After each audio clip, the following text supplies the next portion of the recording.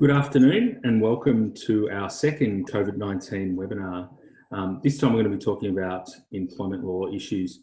My name is Bruce McFarlane. I'm the Managing Director of Blue Rock Law and I'm your host for today. On Tuesday we ran a webinar on surviving and thriving in the coronavirus environment. So for those of you who didn't join that webinar, we talked about leadership and facing adversity with Tim Horan, a former Australian rugby captain. We talked about managing your key business stakeholders, your suppliers, your customers, your bank, your landlord, and also your staff. We looked into what incentives the government were offering and also how the tax office can help you with your cash flow and managing legal risk. So if you weren't able to join us on Tuesday, we have recorded that session and if you'd like to, we can send that through to you as well. Today, we're going to be talking about the JobKeeper wage subsidy scheme that was passed last night. We'll also touch on the job seeker scheme as well as the JobKeeper scheme. And then we'll look at the legal implications of changing people's arrangements under these new JobKeeper scheme. So I'm joined today by our two experts. We've got Jo McCartney, who's an Associate Director in our accounting team. Welcome, Jo. And we've got Lisa Marie Parks, who's a Senior Associate in the legal team. We've got about over 300 people joined today, and we only had about 200 the other day. So, Jo, you're the difference between the two sessions. So, congratulations. We've got another extra 100 people joined because of you. They're probably all your family, I know, but it's okay. So, I'll take it. I'll take it anyway. We'll take it anyway. Just a little bit of housekeeping for everyone. Obviously, we've muted everyone. We've turned everyone's videos off, so we can't see you wandering around your lounge room at the moment. The session is being recorded, so if you miss any of it today or you'd like to send it along to someone else, you can. We will send an email out after the session today to go through with the link to the video, but also with some information on all of the questions that we're going to go through today, plus any more that come up. And if you'd like to ask a question through the audio function, we'll use raise your hand at the end. We'll get started now. So we're going to go through some of the nuts and bolts of the program at the moment. So Jo, I've been living under a rock. What is the JobKeeper? So the JobKeeper is a wage subsidy that's a payment of $1,500 per fortnight for eligible employers and employees to help sustain the viability of Australian businesses and support people in retaining their key employees. Okay, so it's for business. So which businesses are eligible for JobKeeper payments? Yeah, so there's a big turnover test, and that's the key criteria. So the first one is if your turnover is below $1 billion, you need to have an estimate or your actual turnover to fall by at least 30% or more. If the business has turnover more than 1 billion, the turnover test is actually a drop of 50%. So okay. They're the sort of key to business eligibility ones. Okay. So once the business passes the test, and we'll go into a little bit more detail later about the 30% and what that means, because there's lots of questions about when the 30% applies. Yeah. Okay, so then the employees. So when are the employees eligible for a JobKeeper payment? So the key part for permanent staff is that they have to have been employed as of the 1st of March this year and either been continued to be employed, or if they've been stood down or rehired, they're also going to be eligible. The key part with the casuals is that they have to have been working in the business for a full 12 months. So this is one of the topics that's been really hotly debated over the last couple of days, trying to expand that definition, but they've stuck really tight to it. So unfortunately for casuals, you need to have been within that business for the full 12 months. Yeah. They also have to have been 16 or over as of the 1st of March 2020. So if you were 15 and then turned 16 just after, you're ineligible. You need to be an Australian citizen, holder of a permanent visa or a special category visa, such as the subclass 444 visa holder. You need to be a resident for Australian tax purposes and not in the receipt of the JobKeeper payment from another employer. So there's a couple of people that miss out. So there's a couple of exclusions, and that's those who are on work cover if they are totally incapacitated and unable to work. They're not within the eligibility criteria. The other one is those people who are on paid parental leave that is funded by the government. So if they're receiving paid parental leave funded by their employer, that's fine, you're in. But if it's under the government paid parental leave scheme, you fall out of that criteria, unfortunately. Okay, cool. And so one of the questions that we just got through was just to clarify, the businesses the 30% threshold is the not-for-profits. Yes. Yeah, so they're 15% for not-for-profits. Is that correct, isn't it? That is correct, yes. Okay, so with the employees, what about if they're working for two different employers? Are they eligible to get the payment from both? No, so you're eligible for the payment from one. However, you can still continue to receive your normal wage from the other business if you are continuing to work there. So if you work for two employers, one's eligible, one's not, that's simple. You just nominate the one that is eligible for it as your primary employer. If both are eligible for it, you need to pick one as the primary employer, and then you'll receive it through that one. Okay, and what about if you're self-employed though? Yeah, so this has been one of the biggest questions that we've had coming through when we've put out some of this information. So the good news is that self-employed people are eligible, provided they're actively engaged in the business, they're not in receipt of the JobKeeper payment from another employer, they're 16 years old, and the same as the other criteria. So they were an Australian citizen, their turnover had fallen by the 30%, they're registered with an ABN, and they've either had assessable income in their 18-19 year, which was included in their tax return, or they've made a taxable supply during this current financial year as well. Okay. What about partnerships? So under partnership, yeah. So with a partnership, a partner cannot be an employee by definition. However, you can nominate one of the partners to receive the JobKeeper payment. And then if you've got other employees in there, that's fine for them to receive it too. But unfortunately, if you've got two partners, you'll need to nominate just one of those to receive that. And that's the same with company directors. So same, you can only nominate one. Same with a trust, you can nominate one beneficiary, and the same with a shareholder. So you can nominate just one of them. Okay. And what does the employer need to do to register for the scheme? So the first part is determining whether you're eligible, and using the turnover test, the really simple test is what did you lodge in this period's BAS compared to the same period's BAS the prior year. That's the really simple sort of version.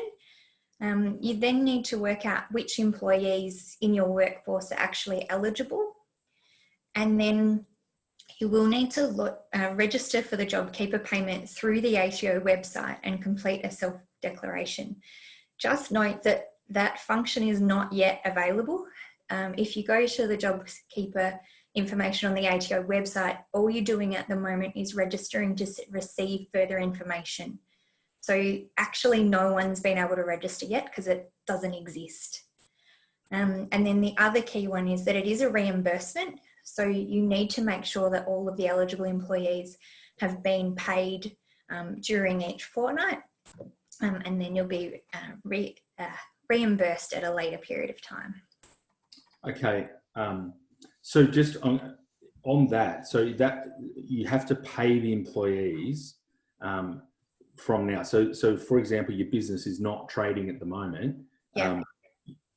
To be eligible, you need to pay them. So if you need to fund the payments of that right now, is that correct?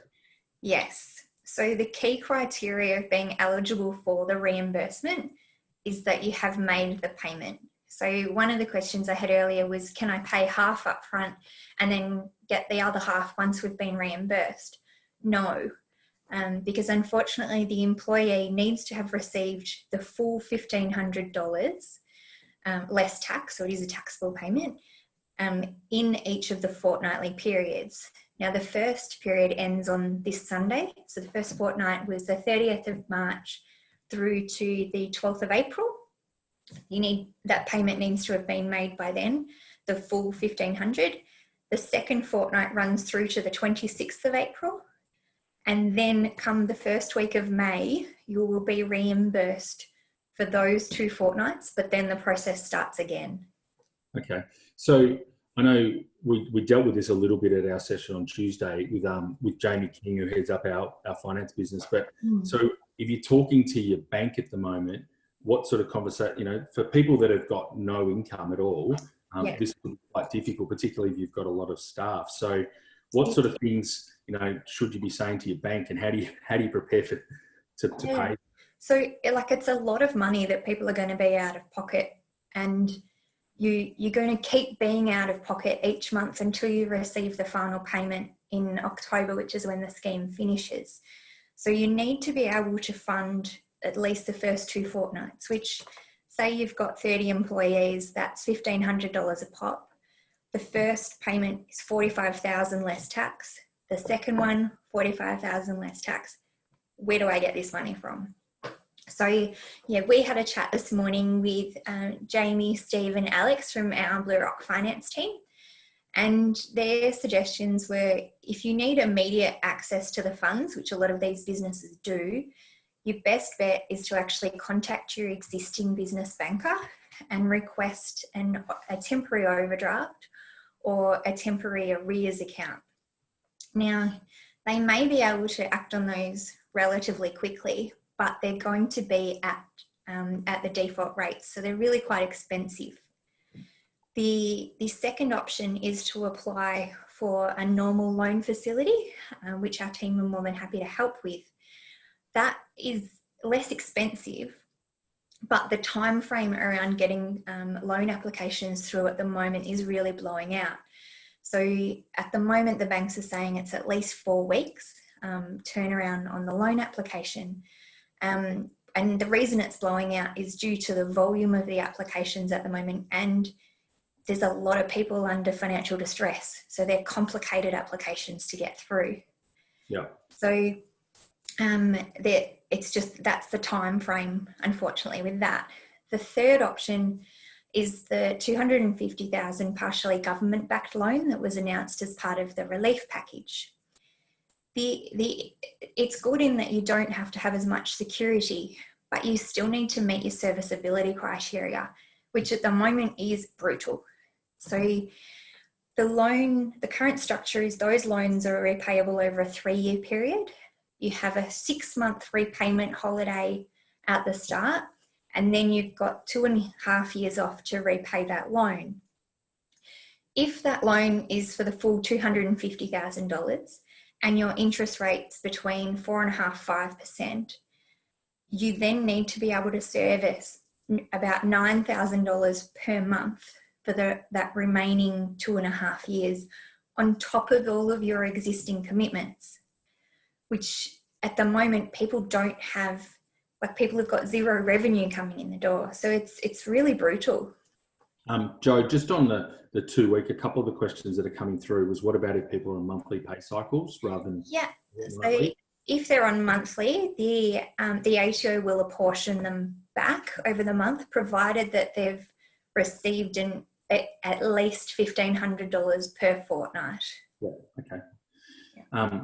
So there's also a number of questions coming through about on the turnover test. Yeah. So tell us about the definition of turnover and how that works. Absolutely. So the turnover test, they take the calculations from what you're lodging on your BASs at the moment. So it's turnover for the purposes of GST. So includes all taxable supplies and GST-free supplies, but excludes input tax supplies. And it's only Australian turnover that's relevant. So if you've got income coming from overseas, that's excluded. Okay. So how do the businesses show that their turnover has fallen if it's irregular? Yeah. So again, that's one of the really common questions we've had. What if it's a new business? What if I've got lumpy income? that sort of thing. Also, another really common one is for those that are self-employed, they might have had good billings, but then the cash coming in is delayed because they're on a cash basis with their BAS versus accruals. So the turnover test for cash versus accruals depends on what you're lodging on your BAS. With the lumpy or irregular sort of ones, the Commissioner does have the discretion to consider other factors. They haven't really outlined exactly what that would be, but at the moment you do need to put together a reasonable forecast of where you think it's going to be. They've also said if you estimate that it's going to have fallen by 30% and you get close but not quite there, they're also going to show a little bit of discretion there. Yeah. Okay. So if you think it's going to fall, like it hasn't fallen yet, but it might fall later, you can apply later on. And one of the questions people keep saying is, well, my March was okay. Does that mean I'm not eligible? Well, the first period that we're eligible is actually from the 30th of March. So March it's pretty irrelevant. We're really looking at April through to September. Yep. Okay. So you can apply later on. And so we've talked about funding, but when will the money come through? Yeah, so it's a delay. So it's monthly in arrears. So they're saying the payments that relate to the month of April will be paid in the first week of May, and then it will continue on like that. So May will be paid in June in July, and so on. So one of the things that they were also trying to push in the Senate last night was to have it fortnightly in arrears, but it's just too hard for them to administer, which is why they've stuck with the monthly in arrears. Okay. We might come back to sort of the nuts and bolts of the accounting side of it, and just focus on the legal side just for a minute. So there was a fair bit of change overnight from what everyone was expecting was going to happen to what actually happened, Lisa. So what does the JobKeeper scheme allow employers to do? Yeah, because now this is passed, for those who've tuned in, who've had consultations with me or watched a webinar of these before, I would have told you how you stand down your employees and when you're legally able to do that. And I would have told you about reducing hours by a genuine agreement with your employees. That has now changed. So now where you are an eligible employer, where you do have an eligible employee, and where you are making those payments, you fall within the new amendments to the Fair Work Act, these temporary amendments. And part of the temporary amendments allow a really broad range of powers to the employer. And effectively, the employer can stand down employees, meaning in this context, they can either unilaterally reduce their hours, including down to zero, or you can give directions for an employer to do completely alternate duties. You can change an employee's work location, including working from home. And there's also requests that you can make about taking annual leave and including annual leave at half pay. Cool. Okay. So one of the terms that's come up in the changes is a JobKeeper enabling direction. That's what it is. So what is a JobKeeper enabling direction? Yeah, what a mouthful. Really, what it's saying is now, if your business is impacted by COVID-19, or even if there's any government in a direction that impacts your business and your employees can't be usefully employed as a result of that or any changes, you can now stand down your employees, which effectively means you can reduce them down to 0 hours or reduce them down to some other level of hours unilaterally.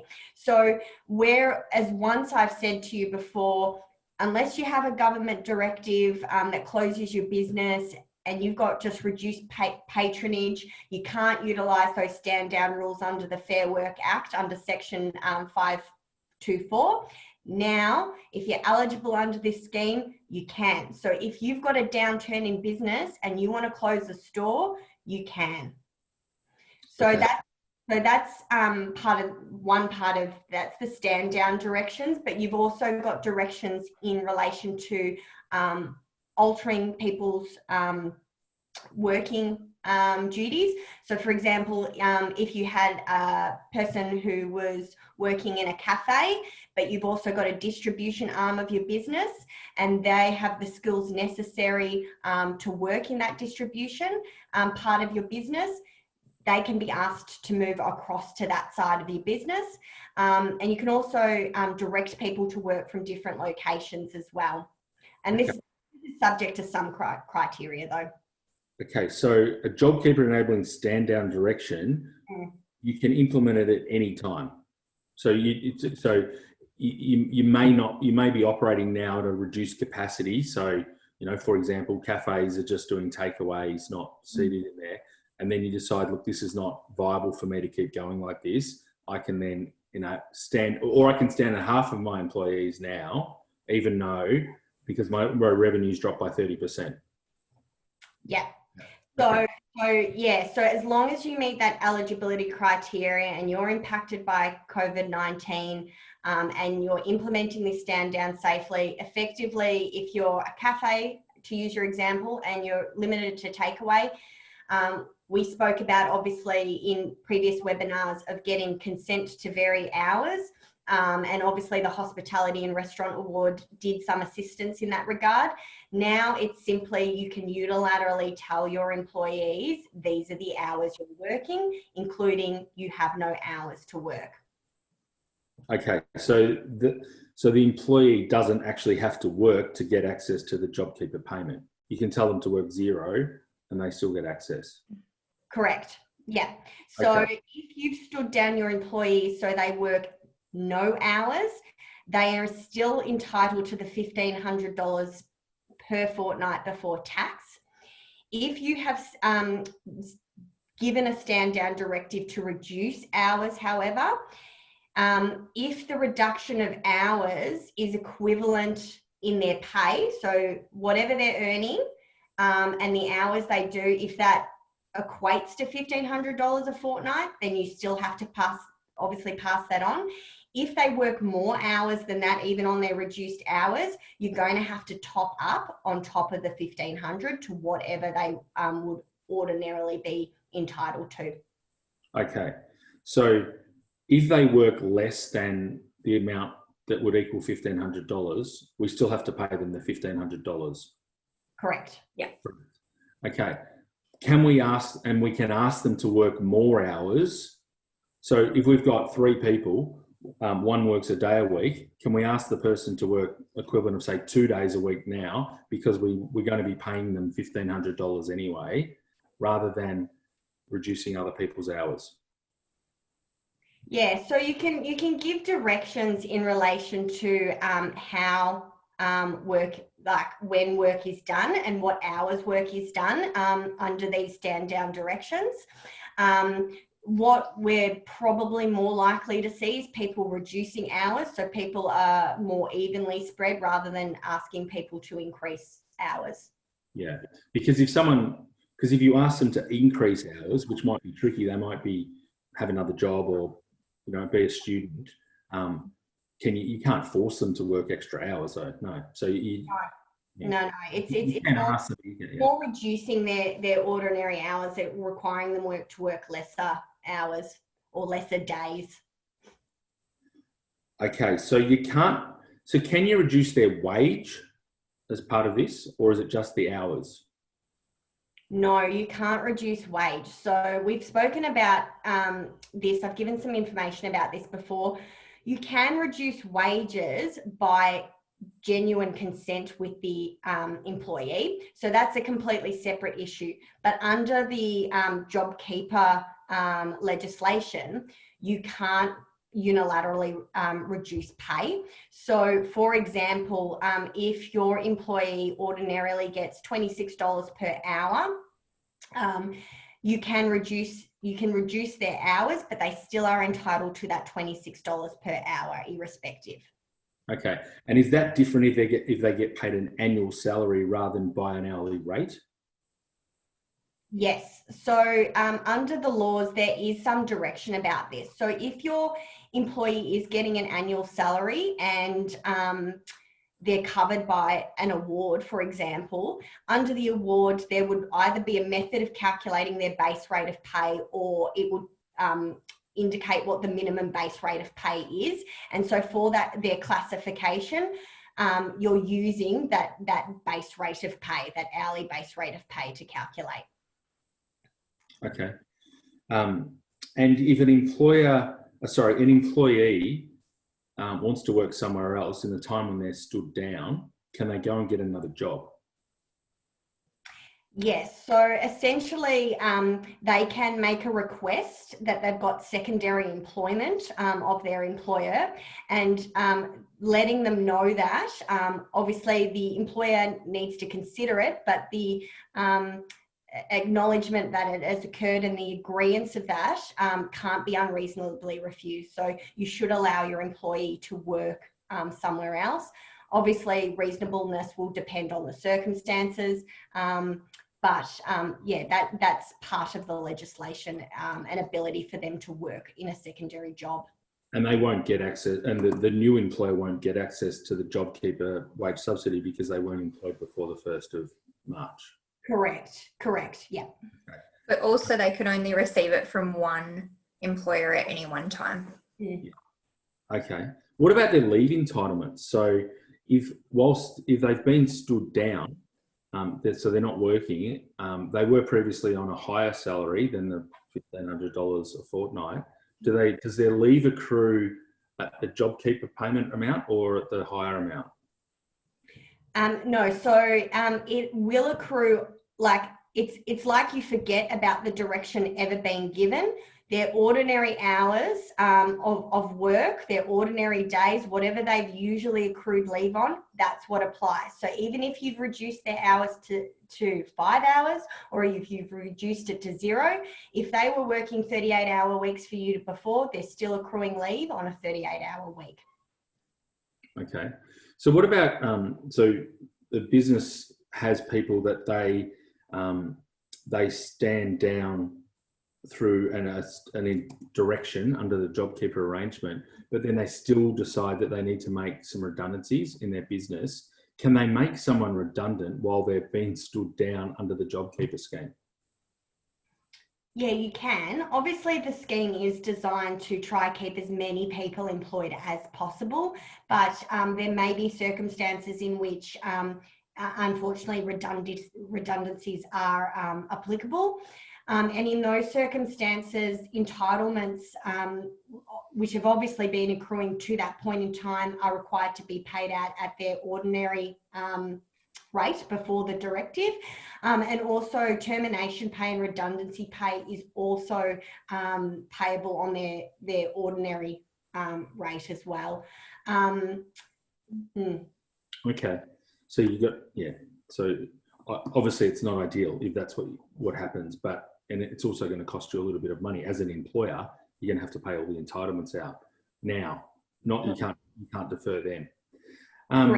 Yeah, and it's continuous service as well. So please don't get confused that just because you've reduced people's hours down to 0, that everything kind of stops. So if you had people on probation, for example, the time keeps still ticking. So they continue to be employed for you throughout, these 6 months that they occur. So if they cross over different thresholds like probation or into their first year of employment, it's all applicable. Okay.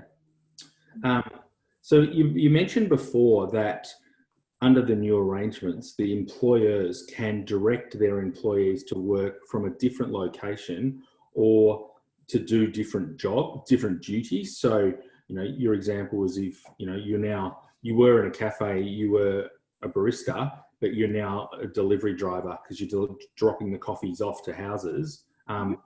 What about if people don't want to do that? Do they have to comply? Do the employees have to comply with whatever duties the employer asks them to do to still be eligible for the JobKeeper payment? Yeah, so essentially what happens is a directive can be given to work alternative duties, and there is a context obviously around that. So they need to, the duties need to be safe. They need to obviously be within what an employee is capable of doing. It's within either their skill set or their qualifications. And if an employer ticks off these certain criteria, then yes, an employee should comply or must comply with the direction. They can only not comply where it's unreasonable. Okay, so they don't need, they don't need to consult as such. It just needs to be reasonable, or they need to consult and be reasonable. Yeah. They definitely need to consult. So all of these directives that we're talking about require consultation, and that consultation is 3 days notice, unless your employee has agreed to such a shorter notice period time. You need to record what's been given, like just a written record, and also obviously put the directive in writing to the employee. And it should be a genuine consultation with the employee, especially where you're moving them on to different duties or a different location. You've got to understand whether or not they can actually do those duties, or whether the location is actually suitable. So if you have them working,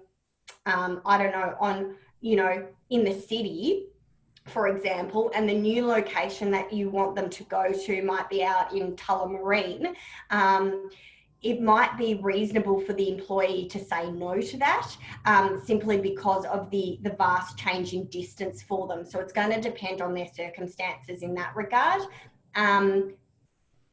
It is all circumstantial based, but it needs to be reasonable for them to comply with, and you need to consult. Okay, so what about the businesses that have already stood down employees so where the government, so the actual stand downs where the government said to hotels, or where they said to outdoor fitness businesses that you can't operate now, does it change anything there? So now, if they've got another part of their business, can they move them now, even though they've been stood down for a couple of weeks? Yeah, so that's really interesting, because technically under those stand down rules, they couldn't be usefully employed in the employer's enterprise beyond, like, for a circumstance beyond the reasonable control of the employer. So we would have actually seen people move across to that different division, for example, if there was jobs available. So here it's probably really interesting, because you've given them a stand down under a different rule, saying that they can't be usefully employed, and here you're saying, well, you can now somewhere else. So it's going to be interesting to see how that plays out. And what about annual leave? So, if someone wants to take leave, not that they can actually go anywhere, but if they want to take leave because they need to care for family, can they take leave, and do you have to pay them at their normal rate, or do they get paid at the JobKeeper wage subsidy rate? Yeah, so an employee is still able to take leave in the ordinary course. So if it's a request for annual leave, that can't be unreasonably refused. If they're taking personal leave, same situation. It's either carers or sick leave, and they're entitled to it.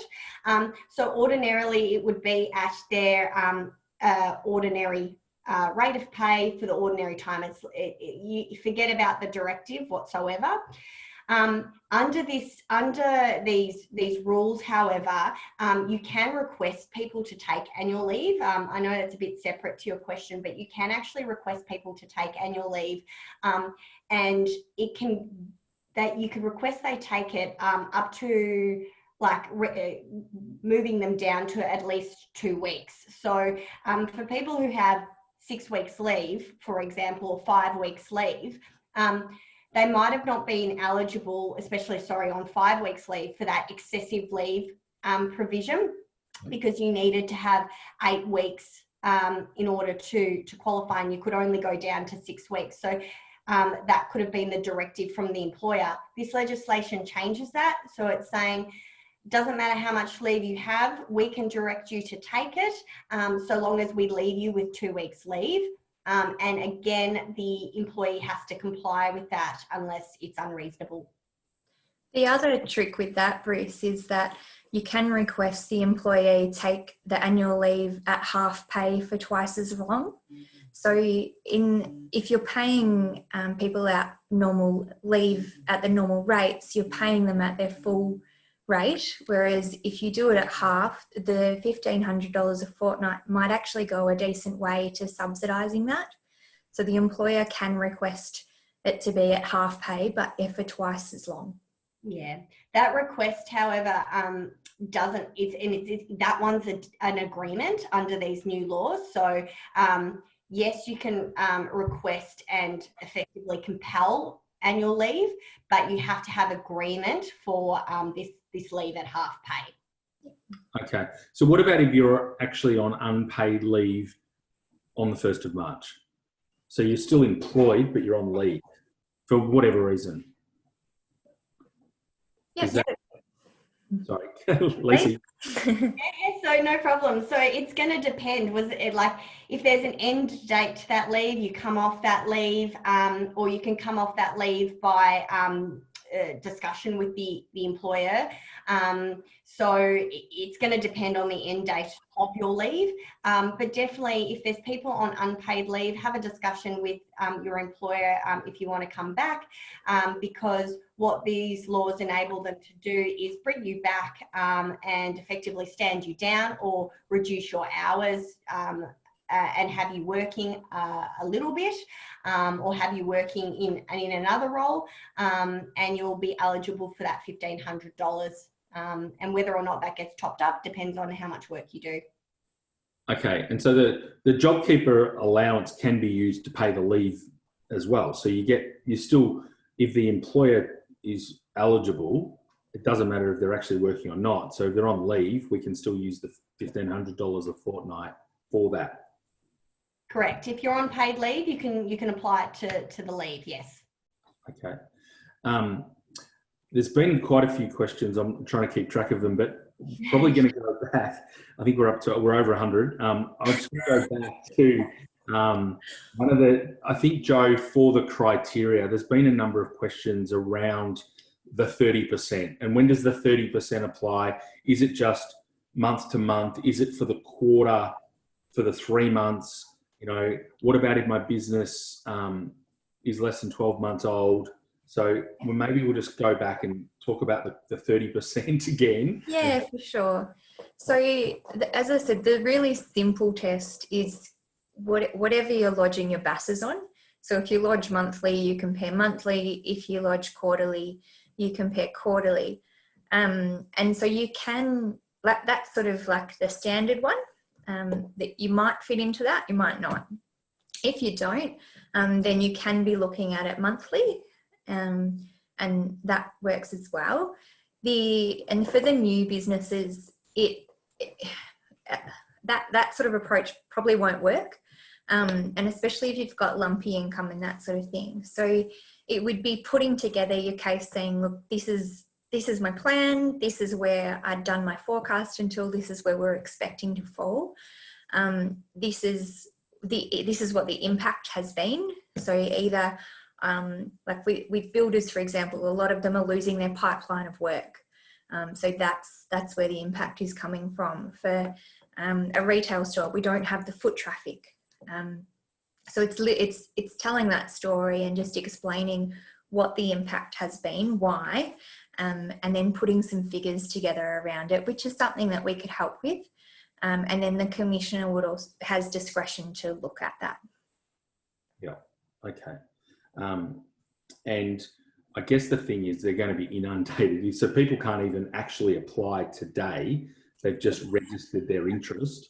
Do you think will they get a notification to say it's time to apply, or Yeah, they should do. If they've registered for further information, they will receive either, I think I got a text from the ATO the other day saying I'd registered. You should either receive a text or an email from them saying, okay, it's ready to go. This is how you apply. Otherwise, your accountant should be across that sort of thing as well. Okay.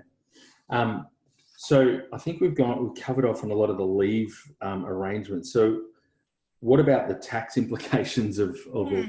So is an employer required to withhold tax in relation to the JobKeeper payment? Yes. So in short, it is a taxable payment. So the tax does need to be withheld from it. And this is where it sort of links in a little bit with the job seeker package. So say, for example, you'd already been stood down, you'd gone through the process with Centrelink, registered for the job seeker payments. Under that model, you need to report any income that you're receiving along the way. So if you were then eligible for a JobKeeper payment, you would report that back to Centrelink, and then that would adjust your job seeker payments. So there is actually some interaction there. Okay, so can we just to clarify, so job seeker, so yes. You don't have a job, so it's if you've been made redundant. Yeah. So job seeker, you are seeking a job. Yeah. JobKeeper, it's to keep you in your existing job. Yeah, so job seeker, the employee has to go to Centrelink and register. JobKeeper, yes. The employee doesn't have to do anything. It's the business that yes. on behalf of its employees. And as long as the business meets the criteria, all of the employees within that business meet the criteria as long as they're not casual. Yeah. In 12 months. Okay. Yes. So the employee doesn't have to do anything. Yeah. Yeah. So the idea behind the JobKeeper package is to keep it completely out of the Centrelink system, because that's already so overloaded with the job seeker ones that if they can administer the JobKeeper, which is all being administered through the ATO, which is a separate department, that's sort of what they're trying to do. Yeah. Okay. So the employer, they have to withhold the tax. Do they have to pay superannuation on the higher amount so how does that work? Or on the JobKeeper amount? Yeah, so it depends on whether the employee is actually working. So if the employee has been stood down, is not able to be utilised within the business, is not actually working any of the hours, the employer does not have an obligation to pay super. If the employee is working as per normal, they need to pay their super as normal. If someone normally earns less than $1,500, say they earned $1,000 a fortnight, and then they're receiving the $500 top up, the employer only needs to pay the super on that $1,000 that they're actually working for. They don't have to do it on the top up. So you've got three categories. You've got people that have been stood down or are not working, no super. You've got people that are working a bit and getting a top up, they'll get some super. And then you've got people that are working and earning more than the $1,500, and they'll have the normal super. Okay. So, and this is probably for Lisa rather than Jo, but some employers a couple of weeks ago were saying, you can be stood down or you can be made redundant and I'll pay all your entitlements. And now the laws have changed. Can the employees go back to the employer and say, I took the redundancy option, which 3 weeks ago, but I actually want to come back now because I'd rather get paid. So they can get rehired and the business, if assuming the business is eligible, they can then get the JobKeeper amounts. Yeah, so obviously at the time that the redundancy was undertaken, in order of being a genuine redundancy, that employee, the duties no longer existed, the position couldn't be fulfilled anymore. And now things have changed for some employers because this gives them the ability to have kept on more employees. So definitely the employer can ask employees whether or not they want to be re-engaged into the business. If you don't hear from your employer, as an employee, you can make a request, but obviously it is the employer who makes that ultimate decision. Just like if the employer requests whether or not you want to come back, and if the employee doesn't, they don't have to. So it's just a mutual thing if both parties want to do it. Yeah. So if you've been made redundant, you've got your payment. They don't have to bring you back, but they can. So you can ask. But the most important thing is you had to have been employed with them as at the 1st of March. Yeah. So if you weren't, I don't know who this is going to apply for. It'd be a very small window, but if you weren't and you didn't meet that that eligibility qualifications, then you won't be entitled to JobKeeper irrespective.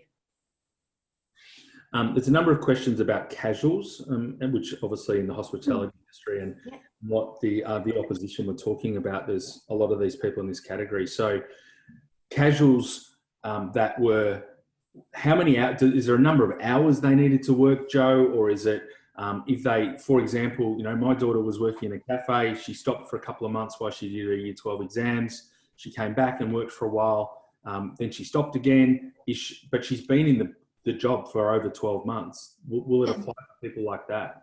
Yeah, so there is a little bit of flexibility there. So for the casual needs to have been employed on what they term a regular and systematic basis. The regular portion, it doesn't really refer to the volume, so it doesn't matter whether they were doing 10 hours a week or 1 hour or that sort of thing. It's if it was a regular, repetitive sort of thing. So if the employee was offering up their time for working, the employer was accepting that, and vice versa, the employer was offering shifts, the employee was regularly taking those, they would all be covered. The other thing is that the casual needed to have a reasonable expectation of ongoing employment. So Bruce, the example you had before was someone who'd taken the summer holidays off and travelled overseas for 2 months. That should be fine because they were coming back with a reasonable expectation of employment. They were going to be, well, they've come back, they've offered up again their time, the employers accepted that sort of thing. Lucky them, they got their holidays. They did. They did. So what, just on the actual mechanics again, Jo, so this applies from now. So can we start paying people $1,500 a fortnight from now? That's right. So the first eligible fortnight runs from the 30th of March, which is when it was all announced, through to this Sunday, the 12th of April. So in order for the employer to receive a reimbursement of the wages relating to this period, they have to have made the payments. So what we're sort of finding with some businesses is some people, they'll have paid nothing because they'll have been stood down. They'll have some people that say they've paid $1,000 for the fortnight because they just worked casually. And then and the third category is people that you've paid as per normal. So in order for each of those pockets to be eligible, all of them need to have received at least the $1,500 less tax by the end of this fortnight, which is the Sunday, the 12th of April. Okay. And when we were talking about the funding and that sort of thing, the reality for many business owners is that they may not be able to get the funds together in time to actually pay this first fortnight. Doesn't mean that they won't be eligible for the later ones, but I think it's going to be really common that people actually get, just the practicalities is they cannot get the funds together and the payroll done, given tomorrow is Good Friday as well. Realistically, it's unlikely that everyone's going to be able to get those payments done in that period. It's a bit tricky, isn't it? There's a few questions about maternity leave. So I think you answered before that if they're on maternity leave now, then they are still employed, so they still apply. So if they're receiving the government paid maternity paternity leave, they're not entitled to the JobKeeper payments, but that only runs for a certain period of time. So once either they finish up on that, then they would become entitled, or they've already used all of that, or they weren't eligible for it in the first place. And they're effectively on unpaid maternity leave with their employer. They are considered an employee that is currently employed, and they would be eligible for the JobKeeper payment. And so if we had a member of our staff had a baby yesterday. So yes, congratulations, Sarah. She'll be watching from hospital, I'm sure. She will. If we needed to employ someone who started today to cover for Sarah, so our business, assuming our business meets the criteria, and we employ someone to cover Sarah, does that apply? No, because they needed to have been employed as of the 1st of March.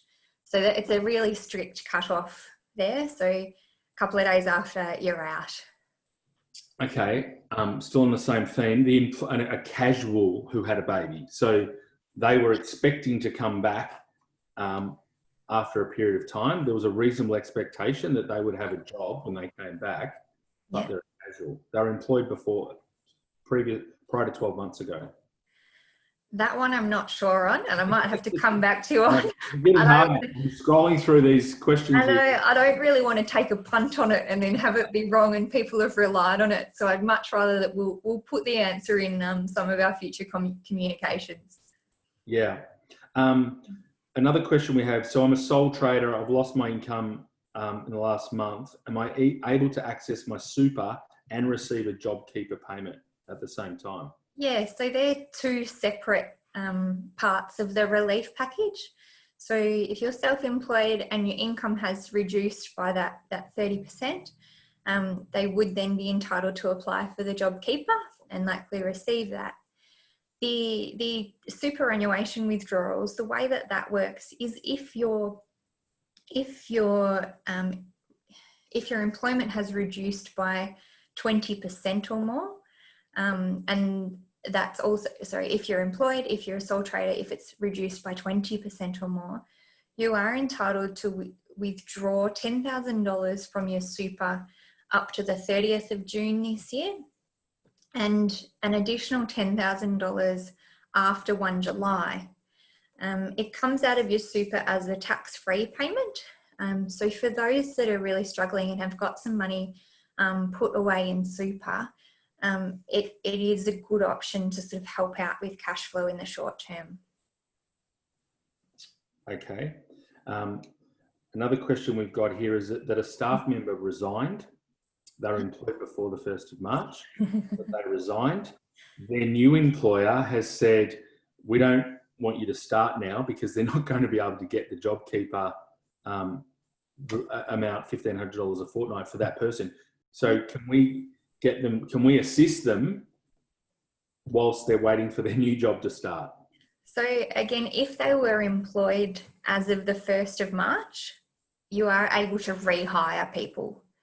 So under those circumstances, it's likely that they would be eligible for it, provided that they met all of the other criteria and the employer was an eligible recipient as well. The not-for-profit sector, so the 15%, we clarified that earlier. So when we talk about not-for-profit sector, is it just registered charities in the social welfare sector?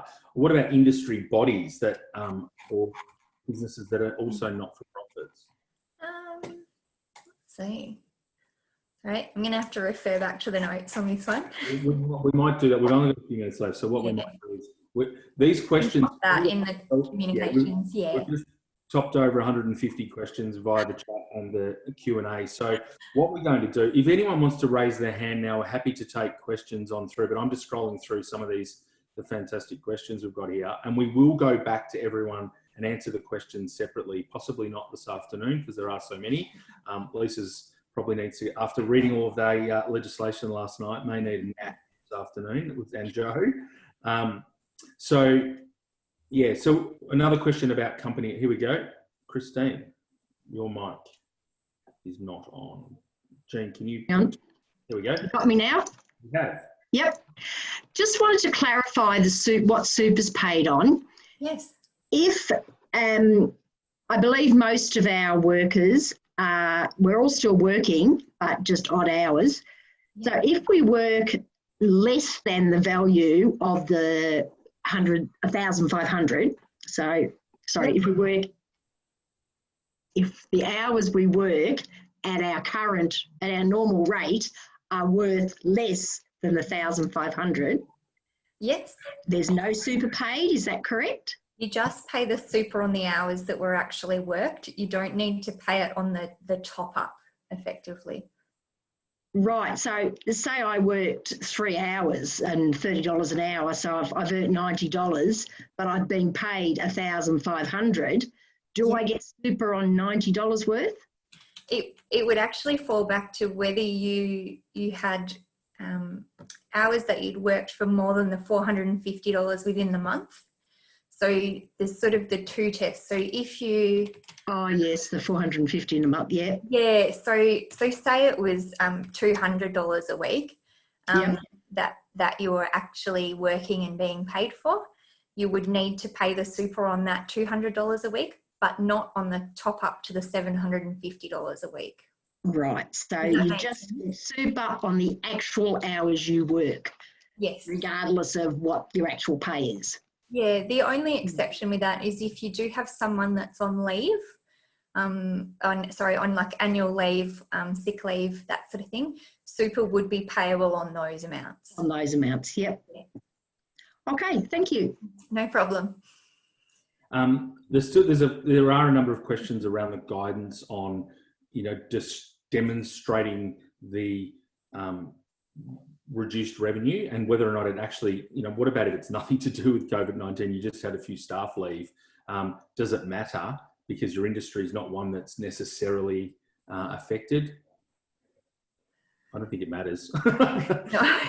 My answer is it doesn't matter. If you can demonstrate that your revenue has been reduced by 30% for a business or 15% in the not-for-profit sector, you may need some help in you may need to demonstrate forecasts available, and you might need to talk to Jo or one of you or your accountant to help with that and the projections, because it's not necessarily a one size fits all. So different relief packages have also got different criteria. So for example, the grant that the Victorian government have put out for the $10,000 for the people, or for the employers who fall below the payroll tax threshold, one of the criteria is you have to demonstrate how you've been significantly impacted by COVID-19. So that part would need to be part of your story. However, with the JobKeeper payment, that's not one of the criteria.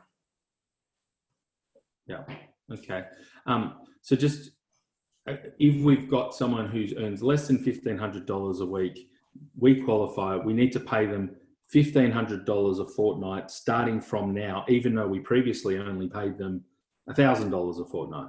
Yes. So one of the key criteria is that payment has to have been made in full, or you're not eligible for any reimbursement. Yeah. That's really important with these directions and requests that you can make, because you need to have an eligible employee, an eligible employer, and have made those payments.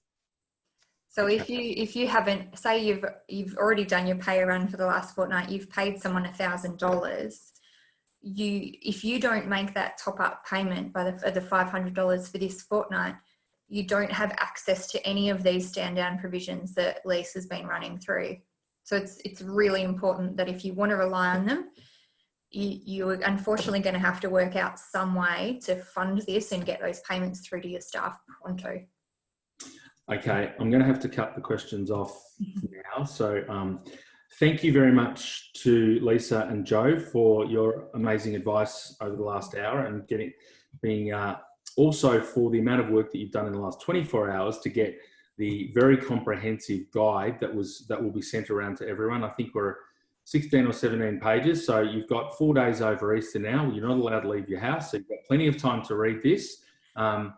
to understand it. If you've got any further questions after you've read the guide, you can obviously go back and watch this again if you'd like to, or send it to other people to have a look at, which will all be part of the email we'll send out later on today. But of course, if you've got any further questions, reach out. Our details will be on the bottom of the correspondence that goes out today.